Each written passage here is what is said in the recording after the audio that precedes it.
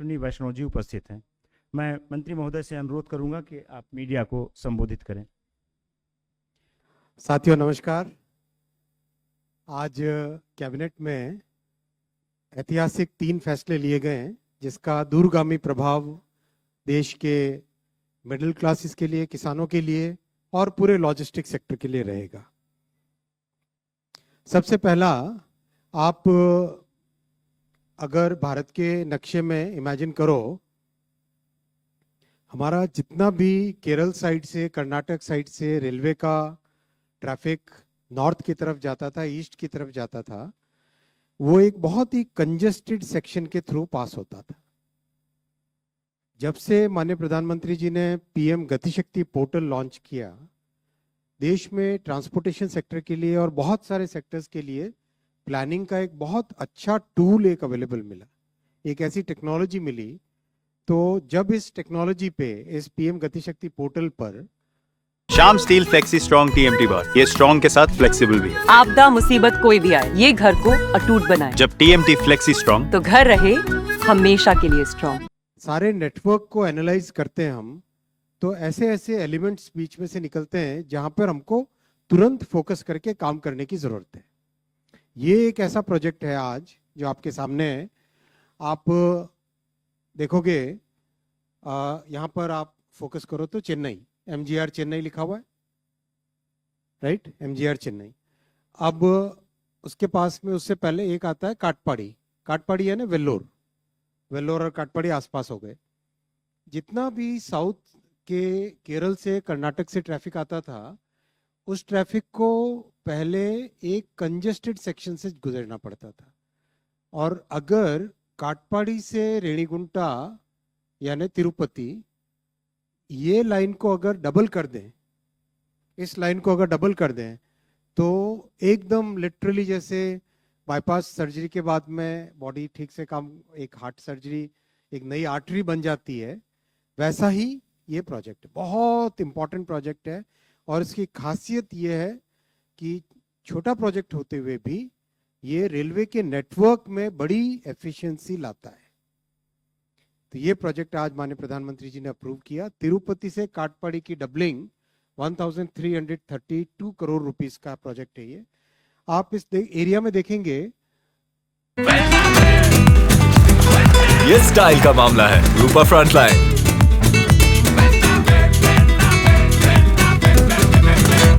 बहुत सारा agriculture product है, कई सारे सीमेंट प्लांट्स हैं, कई सारे पावर जनरेशन से रिलेटेड एक्टिविटीज हैं यहाँ पर। और मोस्ट इम्पॉर्टेंट, तिरुपति बालाजी और कालाहस्ती भगवान शिव का मंदिर और चंद्रगिरी फोर्ट, ये 3 बहुत बड़े ऐसे हमारे देश के 3 महत्वपूर्ण स्थल है जहाँ पर लाखों की संख्या में लोग आते हैं। फिर वेल्लूर और तिरुपति दोनों मेडिकल और एजुकेशन के बड़े हब बने। और रायलसीमा रीजन, पूरा कंप्लीट रायलसीमा रीजन, इस पूरे क्षेत्र में इस प्रोजेक्ट से बेनिफिट मिलेगा।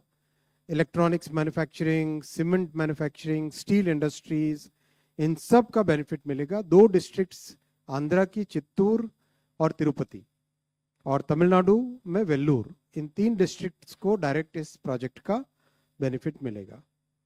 प्रोजेक्ट में 17 मेजर ब्रिजेस हैं और 327 माइनर ब्रिजेस हैं।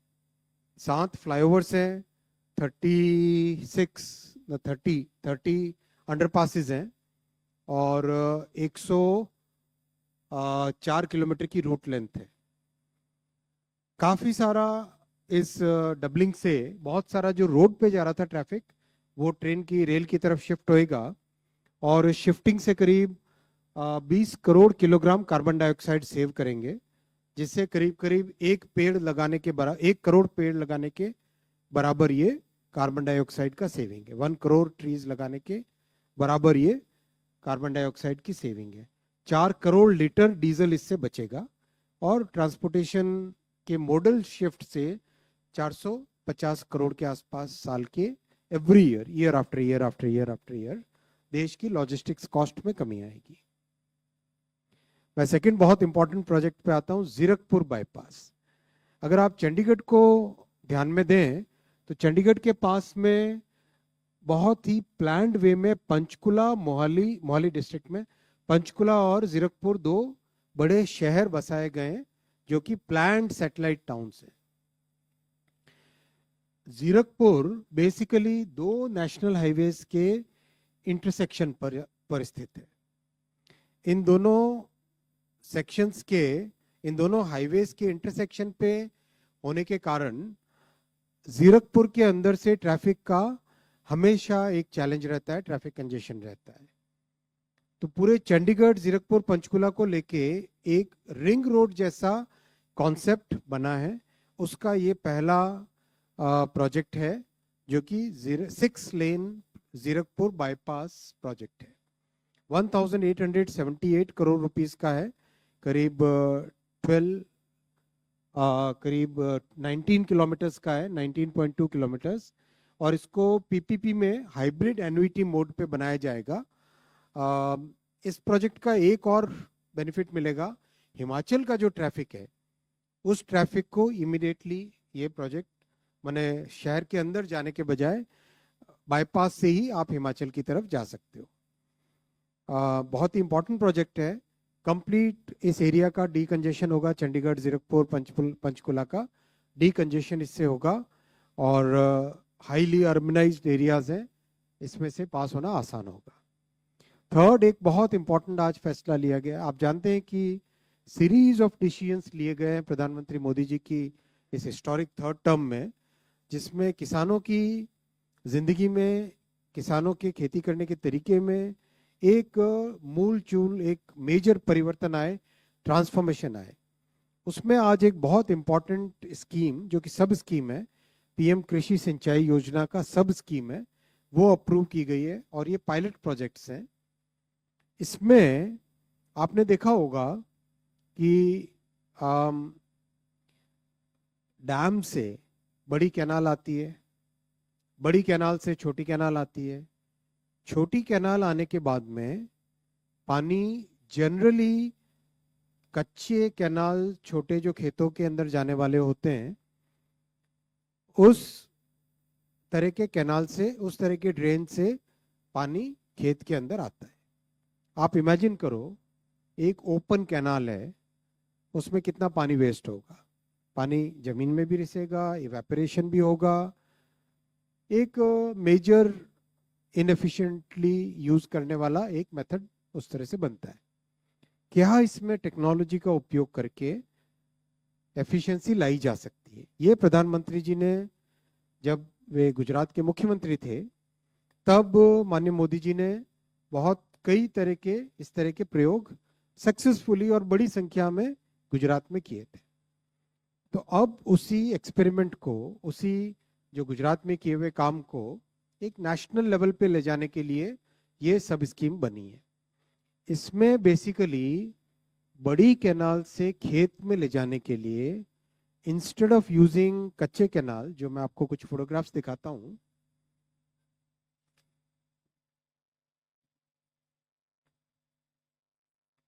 आप अगर देखोगे ये कच्ची कैनाल है, राइट?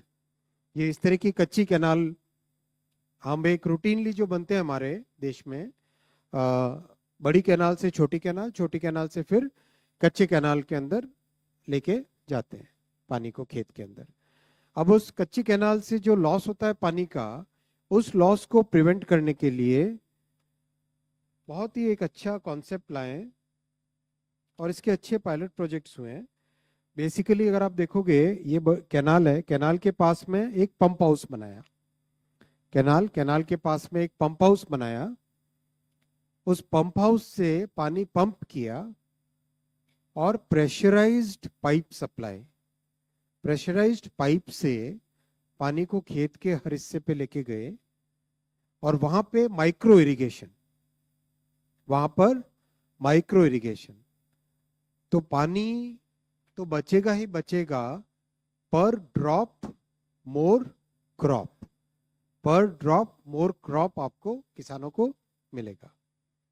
बहुत एक इंटरेस्टिंग डेटा है, आप करेक्ट कीजिएगा अगर गलत कहूँ तो, कि 80% पानी देश में जितना फ्रेश वाटर है उसका करीब 80% पानी इरिगेशन के लिए यूज में आता है।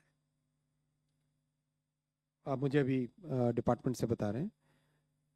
तो इतना जब पानी यूज में आ रहा है तो उसमें एफिशिएंसी लाना बहुत ज़रूरी है। इसलिए ये एक 78 पायलट प्रोजेक्ट्स हैं जो डिफरेंट स्टेट से आए हैं, उनको लेके ये सब स्कीम बनी है 1600 करोड़ रुपीस की। आप इसकी इम्पोर्टेंस देखना, आने वाले समय में ये बहुत इम्पोर्टेंट स्कीम होने वाली है, क्योंकि पानी जब बचेगा तो उस पानी का उपयोग आप कई तरीकों से कर पाओगे। आप ड्रिंकिंग वाटर के लिए, दूसरे यूजेस के लिए, और जो वेस्टेज होने के कारण ज़्यादा सरप्लस पानी, यानी कि बहुत सारा पानी अगर हम खेत में रखते हैं तो उसके कारण सॉइल का जो डिटीरियोरेशन होता है वो डिटीरियोरेशन भी बंद होगा। और जैसे प्रधानमंत्री जी का आप गुजरात के स्पीच अगर सुनोगे तो पीएम साहब किसानों को समझाते थे, तब वो बहुत एक अच्छा एग्जाम्पल देते थे। पीएम साहब कहते थे कि किसानों को जब समझाते थे, उनके साथ संवाद होता था, तो कहते थे कि अगर कोई बच्चा, किसी बच्चे को अगर बुखार है तो उसको क्या तुम खूब सारा दूध पिलाओगे तो ठीक होगा क्या? इसके बजाय न्यूट्रिशन देने के लिए मेडिसिन, एक एक चम्मच दूध देने से बेटर ट्रीटमेंट हो सकता है। एक सिस्टमेटिक तरीके से, साइंटिफिक तरीके से हो सकता है। वैसा ही क्रॉप में, क्रॉप को जब प्यास लगे तब आप उसको पानी मिले, क्रॉप को जब भूख लगे तब उसको फर्टिलाइजर मिले। एक तरीके से एक साइंटिफिक एआई का यूज करके, आईओटी का यूज करके, सेंसर्स इतने तरह के हैं, स्काडा यूज करके, इन सब का यूज करके, जियो स्पेशियल डेटा यूज करके, सैटेलाइट से जो स्टडी हो रही है वो देख के, कैमराज से देख के क्रॉप की क्या कंडीशन है वो देख के, इन सब को अगर ढंग से करें तो क्रॉप यील्ड भी इंप्रूव होगी और वाटर का यूज भी कम होगा। तो इन सब चीजों को ध्यान में रखते हुए finally right amount of water at right point of time, right amount of water at right point of time, इस ऑब्जेक्टिव को लेके ये प्रोजेक्ट किया गया है। और ये बहुत इंपॉर्टेंट प्रोजेक्ट है देश के लिए, क्लाइमेट चेंज के लिए, वाटर रिसोर्सेज के यूज के लिए, और किसानों की इनकम बढ़ाने के लिए, किसानों के क्रॉप को और बेटर कंडीशन में लाने के लिए। ये डिटेल इसके आपके काम आएंगे। आप सब आपको शेयर किया ही जाता है। वैसे पीपीटी शेयर करते हो, पीपीटी ये शेयर करेंगे डिटेल में, किस तरह से कन्वर्जेंस लाना, कैसे एक मास्टर प्लानिंग करना, कैसे एक एरिया बेस्ड अप्रोच करना, कैसे टेक्नोलॉजी का यूज करना, कैसे फार्मर्स को सेल्फ गवर्निंग स्ट्रक्चर्स में ऑर्गेनाइज करना, जिससे कि गवर्नमेंट और फार्मर्स के बीच में एक पार्टनरशिप वाला मोड आए और दोनों एक दूसरे के सहयोग से काम करे। उस थॉट प्रोसेस के साथ ये प्रोजेक्ट हाथ में लिया है। करीब 80,000 फार्मर्स के साथ स्टार्ट करेंगे इसको, और स्टार्ट करके फिर उसका जो अनुभव आएगा उसके हिसाब से इसका आगे फैसला लिया जाएगा। एक पैराडाइम शिफ्ट है, बहुत बड़ा चेंज है ये फंडामेंटल शिफ्ट है। अगर आप देखो आज भी किसानों में जनरली कंप्लीट खेत को पानी से भरने तक वाला जो मेथड है, उस मेथड के कंपैरिजन में this is a totally new way of working. मैं इन 3 फैसले हुए और मैं आपके सामने अब तक की समरी रखूंगा। प्रधानमंत्री श्री नरेंद्र मोदी जी की इस ऐतिहासिक 3rd टर्म में किस तरह से इंफ्रास्ट्रक्चर के हर सेक्टर में, चाहे आप एयरपोर्ट लो, पोर्ट्स लो, हाईवे लो, रेलवे लो, metro, industrial infra, housing, hydro power, ropeways, हर सेक्टर में बड़े फैसले लिए गए। करीब करीब अब तक इंफ्रा में रफली 10 लाख करोड़ रुपीस के प्रोजेक्ट सैंक्शन हुए। 10 लाख करोड़ रुपीस के प्रोजेक्ट सैंक्शन हुए। एग्जैक्ट नंबर आपके सामने है यहाँ पर, 995,914 जो अभी तक के फैसले हुए, 9,95,914 crore. It's a very large investment and this is going to lay the foundation for a very efficient economy, और हमारे इकोनॉमी की जो नीड्स हैं वो इससे पूरी होती है। केवल ट्रांसपोर्टेशन सेक्टर में अगर हम देखें तो करीब करीब 4,22,000 करोड़ रुपीस के प्रोजेक्ट हुए हैं, चाहे पोर्ट हो, हाईवे हो, रेलवे हो, एयरपोर्ट्स हो, इन सब में, इलेक्ट्रिक व्हीकल्स हो, इन सब में बड़े अच्छे फैसले लिए गए जो कि देश की फाउंडेशन रखेंगे और देश की लॉजिस्टिक्स कॉस्ट को कम करेंगे। रेलवे प्रोजेक्ट्स अगर अलोन हम देखें तो इसमें अब तक थर्ड टर्म में 23 प्रोजेक्ट्स माननीय प्रधानमंत्री जी ने कैबिनेट में अप्रूव किए हैं, which is worth about 86,000 crore rupees, and total length is about 2,800 kilometers. बहुत एक बड़ा इससे इम्पैक्ट आएगा देश में, बहुत सिग्निफिकेंट इम्प्रूवमेंट आएगा ट्रेन्स के मूवमेंट में और ओवरऑल। और किसानों के लिए तो अनेक फैसले लिए गए हैं। ये फार्मर्स, अब 3 पेज में जा रहा है फार्मर्स वेलफेयर के सारे डिसीजंस की समरी। शुरुआत किया था 1 पेज में आपको दिखाता था, अब ये 3 पेज में जा रहा है। कुल मिला के 6.5 लाख करोड़ 6,51,000 करोड़ रुपीस के फैसले लिए गए। I will stop here and take the questions. Okay, 49।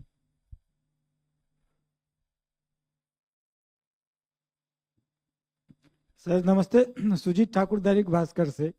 ये रेलवे प्रोजेक्ट बताया आपने साउथ इंडिया का खास करके, तो एक जो मेजर महाराष्ट्र कर्नाटक केरल वाला जो लाइन है, जो कोंकण रेलवे है, वो कंजेशन में है, सिंगल लाइन है 25 साल से, और सारा जो बधावन। कैबिनेट का पूछिए ना, कैबिनेट का पूछिए। नहीं सर, मैं रेलवे कह की रहा हूँ मीटिंग करेंगे तब अलग करेंगे। इस पे कुछ कंजेशन का असर पड़ेगा इस नए प्रोजेक्ट से महाराष्ट्र कर्नाटक केरल वाले सेक्टर का? हाँ, डेफिनेटली फर्क पड़ेगा। ये रूट बेसिकली अगर आप देखेंगे तो जो ईस्ट कोस्ट एरिया है, ये आपका ये मतलब हमारा इधर सी है, यहाँ से लैंड है, राइट। ये ईस्टर्न कोस्ट है कंप्लीट, चेन्नई तमिलनाडु से लेके वेस्ट बंगाल तक का। तो इस वाले कोस्ट की तरफ जितना ट्रैफिक इधर से जाता था कर्नाटक से और नीचे केरल से और यहाँ से तमिलनाडु के हिस्सों से, तमिलनाडु के कई डिस्ट्रिक्ट से, तो ये सारा जो ट्रैफिक जाता था वो ट्रैफिक वाया चेन्नई होके जाना पड़ता था उससे सारा। तो एक तरीके से Chennai became very congested because there was a lack of capacity on the alternative routes. तो जब पीएम गतिशक्ति मास्टर प्लान पे इसको डाला और एनालिसिस किया, उस एनालिसिस से ये निकला कि ये एक छोटा सा सेक्शन है, इस सेक्शन को अगर हम डबलिंग करते हैं, इसकी कैपेसिटी बढ़ाते हैं, तो immediately you get the huge benefit of bypassing Arakkonam and Chennai, और सीधा काटपाड़ी से ही ऊपर नॉर्थ की तरफ जा सकते हो। That's the benefit which will come. 3। Sir मैं लक्ष्मण सीएनबीसी आवाज से। मेरा सवाल एग्रीकल्चर सेक्टर को लेकर जो इरिगेशन प्रोजेक्ट को मंजूरी दी गई है, इसमें पहले ओपन कैनाल होता था जैसा कि आपने कहा, अब वो प्रेशराइज्ड पाइप के जरिए जाएगा। तो ओपन कैनाल में जिस फार्मर को जितनी ज़रूरत होती थी, पानी खुद ब खुद पाइप से किसी तरीके से निकालते थे। तो पाइप के जरिए जाने पे क्या फार्मर्स को अपने फार्म लैंड के लिए कोई कनेक्शन लेना पड़ेगा? कैसे उसको मुहैया कराएंगे वहाँ तक? ये एक पायलट प्रोजेक्ट है, नया प्रोजेक्ट है छोटे क्लस्टर्स के लिए, और अभी शुरू में 78 पायलट प्रोजेक्ट्स चलाएंगे। और ये जो फार्म से कैनाल वाला, वो वाला जो एंड है, उस एंड को रिप्लेस करेंगे। बड़ी वाली जो ओपन कैनाल्स नहीं, उसको चेंज नहीं कर रहे। ये कितने इंच की पाइप्स होंगी?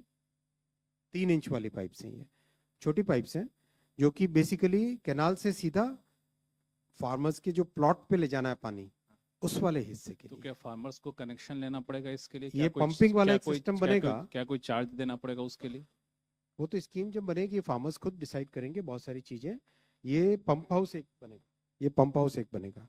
इस पंप हाउस से फिर माइक्रो इरिगेशन के जरिए, ड्रिप वाटर के जरिए पानी को पहुंचाया जाएगा। 256। सर ये जो जीरकपुर बाईपास के बारे में जो आपने बताया, ये जो फैसला है, तो हिमाचल से जो ट्रैफिक जो आता है सीधे पंजाब चंडीगढ़ की तरफ आता है, तो क्या ये बाईपास आप सीधे दे देंगे, सीधे हरियाणा की तरफ निकल जाएगा? ये कैसे, इसका रूट क्या है, क्या, और इससे कितना लोगों को फायदा मिलेगा, कैसे फायदा होगा? बहुत ट्रैफिक अच्छा congestion क्वेश्चन में है, मैं इसको थोड़ा सा इस चार्ट के जरिए से समझाना चाहूँगा। आप अगर देखोगे तो इस पूरे एरिया का एक रिंग रोड जैसा बन रहा है। ये जो red colour, green colour, blue colour और एक डॉटेड और एक येलो कलर, ये आप देखोगे ना, ये कंप्लीट एक प्रैक्टिकली एक रिंग रोड बन रही है। तो ट्रैफिक का मूवमेंट एकदम स्मूथ हो जाएगा, चाहे हरियाणा हो, पंजाब हो, हिमाचल की तरफ जाना हो, दिल्ली की तरफ आना हो, सभी के लिए इसका मूवमेंट का इसमें पाथ बनेगा।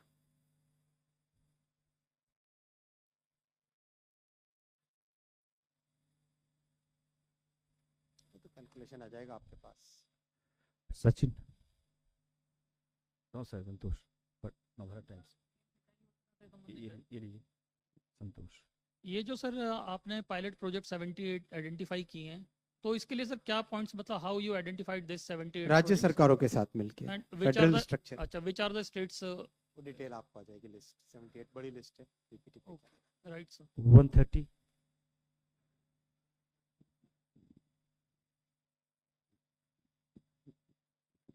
सर इधर इधर लेफ्ट साइड में स्ट्रेट इधर सर, राइट राइट। आपके राइट। रविंद्र सर, हम लोग भी किसान हैं सर। हम लोग किसानों में देखते हैं खेती जो होता है, एक खेत अगर यहाँ है तो दूसरी खेत कहीं और होती है।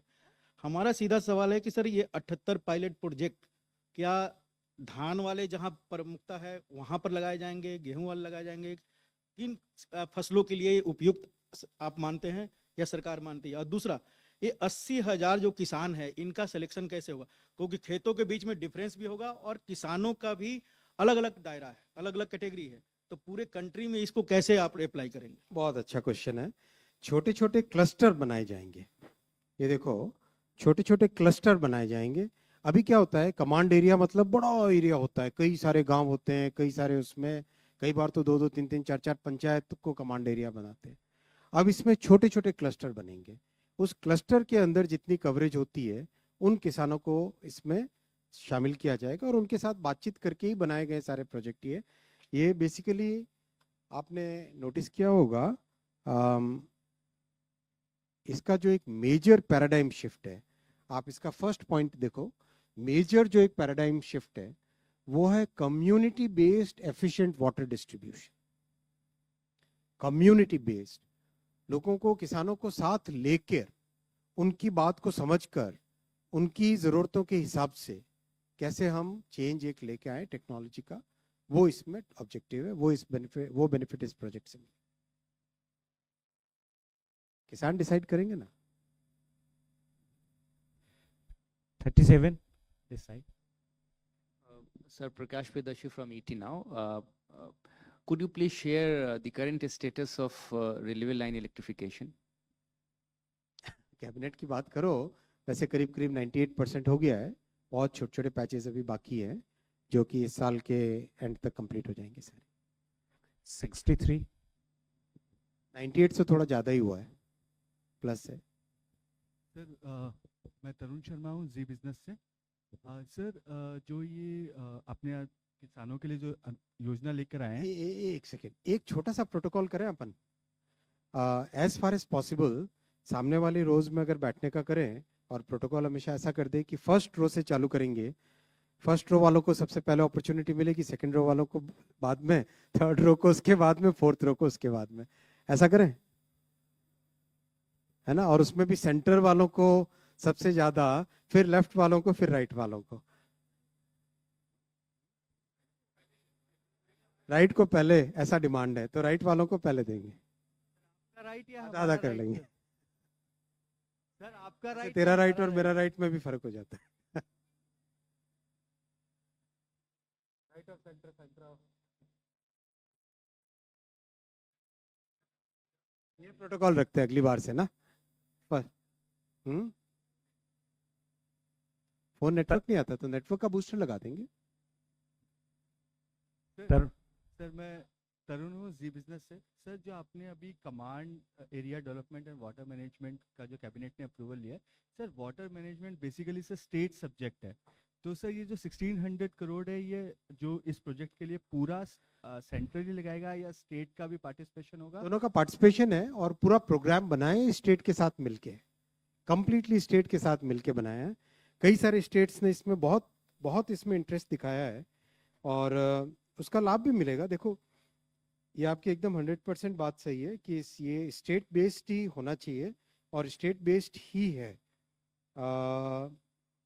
जो इनिशियल पायलट्स हुए स्कीम बनने से पहले, वो कर्नाटक में, महाराष्ट्र में, मध्य प्रदेश में, हरियाणा में बहुत अच्छे प्रोग्रेस हुए, उसमें बहुत ही अच्छे रिजल्ट्स आए और चारों स्टेट्स ने जो शुरुआत में एक इनिशिएटिव दिखाया, उसी का रिजल्ट आया कि आज ये इस लेवल पे प्रोजेक्ट को ले पा रहे। सर एक सवाल, यदि आप टैरिफ पे अलाउ करें सर कैबिनेट? बिल्कुल। 198, 138, सॉरी 138। हाँ बोलिए आप ही। हाँ ये साहब का। सर इसी किसानों से जुड़ा मेरा सवाल था, कुछ तो पार्ट का जवाब मिल गया है, लेकिन हमने देखा है ड्रिप इरिगेशन हो, ये सब जो आधुनिक तकनीक है सिंचाई की, उन राज्यों में इसका ज़्यादा फायदा हुआ जहाँ पर पानी की किल्लत रही है या फिर इफिशिएंट यूज की जरूरत रही है। तो क्या ये स्कीम बनाते वक्त कुछ राज्य विशेष पर ध्यान दिया गया है कि ऐसे राज्यों को पहले लिया जाएगा पायलट में जहाँ पर ड्रिप इरिगेशन की बहुत जरूरत है या पानी बचाने की बहुत जरूरत है, इस तरह को जो ज्यादा इंटरेस्ट दिखाएगा उसको। 208 राइट साइड में इनका।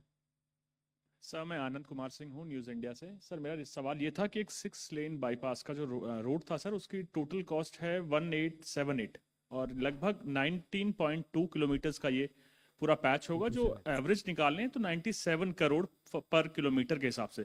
तो सर 1 किलोमीटर में 97 करोड़, तो सर क्या ऐसा कुछ लगाना लगेगा उसमें, जो जानना चाह रहा था सर, जो एवरेज इसकी इतनी ज़्यादा हो जा रही है।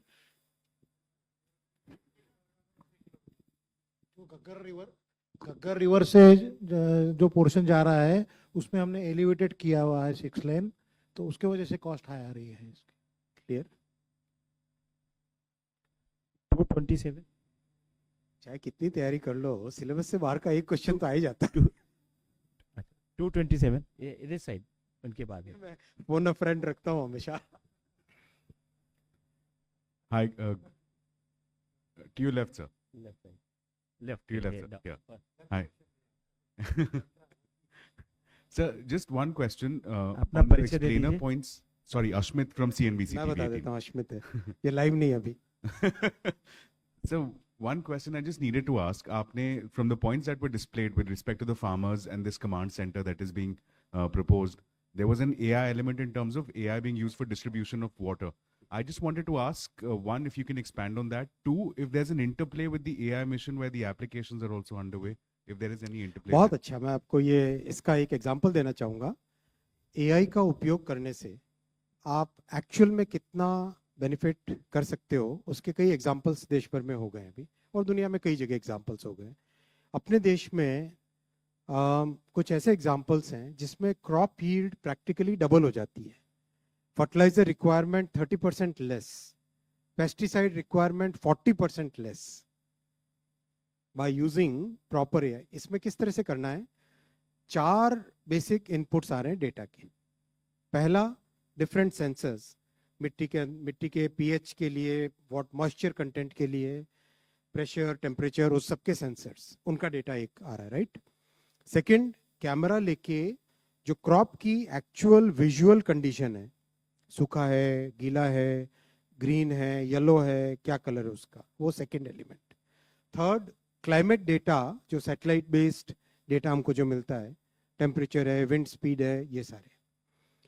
फोर्थ, आपका इनपुट्स कितने जा रहे हैं उसमें, फर्टिलाइजर इनपुट्स गए वो डेटा, राइट, पेस्टिसाइड के इनपुट्स गए वो डेटा। इन चारों को लेके जब एआई के मॉडल को ट्रेन करते हैं, then you can actually determine exactly किस वक्त आपको, किस वक्त पौधे को भूख लगी है तो उसको फर्टिलाइजर ज़्यादा देना है अभी, किस वक्त प्यास है तो पानी का ड्रॉप आना चाहिए ज़्यादा, किस वक्त कंडीशन इस तरह की है कि अब इसको हार्वेस्ट कर लेना चाहिए।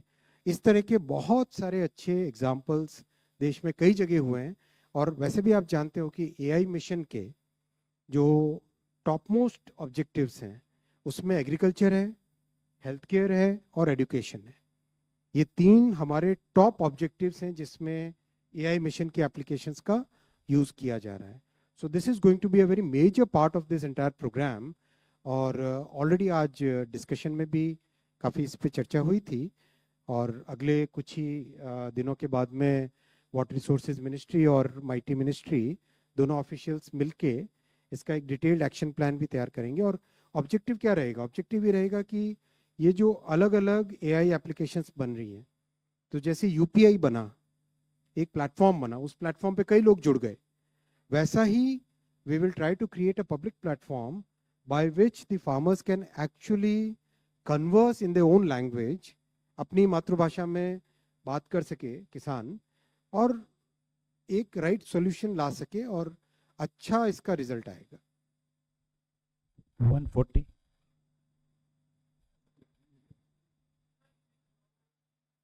सर आनंद हूँ टीवी 9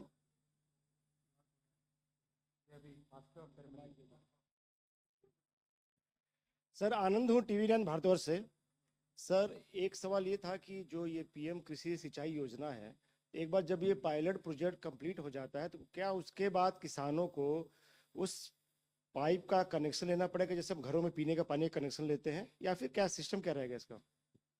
ये डिटेल्स आपके पास आ जाएंगे, लेकिन कोई अलग से कनेक्शन की बात नहीं है, किसानों के साथ मिलके ही वही इसको मैनेज करेंगे। आपको मैंने अभी भी थोड़ी देर पहले एक भाई ने क्वेश्चन जब पूछा था तब भी मैंने कहा था कि इस पूरी स्कीम का एक मेजर पैराडाइम शिफ्ट होगा community based efficient water distribution. किसान ही आपस में डिस्कस करें। 265 और ये थियोरेटिकल नहीं है, अभी तक के जो 5 मैंने आपको 4 जो बताए 4 राज्यों के, वहां पे ये प्रैक्टिकली करके दिखा हुआ है। Sir, Dhruvak from Business Standard here. One question on the railway expansion. Saw the series of decisions that have been taken for railway capacity expansion. One question I had was on how have we been able to, wherever the expansion has happened, have we been able to improve the sectional speeds of those areas? If you could share some details on whether, because it's also a part of the mission Raftar of railways. One is on that. Second, I know that you won't be entertaining any questions on the tariffs. सुनो मेरे बात सुनो, अभी railway का एक अलग से अपन press conference करेंगे जो साल भर की अचीवमेंट, उसमें मैं पूरी डिटेलिंग दूंगा। बहुत सिग्निफिकेंट चेंज आया है। And sir, just one thing. Question नहीं पूछ रहे हो आप। I think 138। हाँ बताइए एनडीटीवी से। सर नमस्ते, अखिलेश शर्मा एनडीटीवी से। आपने कंपाइल करके बहुत अच्छे से एक्सप्लेन किया कि अभी तक हम लोग कुछ लोग पुरानी जनरेशन के हैं, अखिलेश जी और हम सब एक जनरेशन। जी सर। तो आपने बहुत अच्छे से कंपाइल करके बताया कि एक्सपेंडिचर कितना है कैपेक्स का। तो जो हमारा टारगेट आपने बताया था बजट में कितना है 11 लाख करोड़, उसके आसपास पहुंचता हुआ दिखाई दे रहा है। तो ये लास्ट का वैसे मत देखो अखिलेश भाई, आप तो बहुत फाइनेंस अच्छा समझते हो, वैसे मत देखो। बजट में जो जाता है उस साल कितना खर्चा होगा, और इंफ्रास्ट्रक्चर के प्रोजेक्ट्स लॉन्ग टर्म प्रोजेक्ट्स होते हैं तो एक लंबे पीरियड में जाते हैं। तो सैंक्शन होने के बाद में लैंड एक्विजिशन, डिटेल्ड इंजीनियरिंग, वो सब चीज़ें, और उसके बाद में फिर कॉन्ट्रैक्ट्स, टेंडर्स, प्रोसेस पूरा एक लंबा चलता है। उस हिसाब से देखो। क्वेश्चन ले ले सर। 165। आज वैसे ट्राई किया गया कि साउथ इंडियन डिशेज हैं तो क्वेश्चन कम होंगे, तो फिर वैसे मन तो ये था तिरुपति के लड्डू आ जाए, लेकिन ये मतलब जब मुझे इन्फॉर्मेशन मिलती है कि कौन से ब्रीफिंग में जाने हैं, वो थोड़ा टाइम लैग रह गया। लेकिन अगले हफ्ते आपको आज के तिरुपति के लड्डू अगले हफ्ते मिलेंगे। सर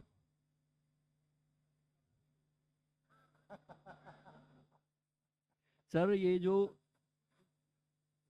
सर इधर सर वो मुकेश कौशिक हूँ मैं भास्कर। ये पीएम कृषि योजना की जो सिंचाई योजना है, इसमें कोई फॉरेन टेक्नोलॉजी पार्टनर होगा क्या? क्योंकि इजराइल नहीं, आत्मनिर्भर भारत है यार। अच्छा बिल्कुल। सेकेंडली, क्या सीसीएस की आज मीटिंग हुई थी? अगर कुछ हुई थी तो उसका कोई फैसला वो मैंने सब आपके सामने रख लिया। ओके।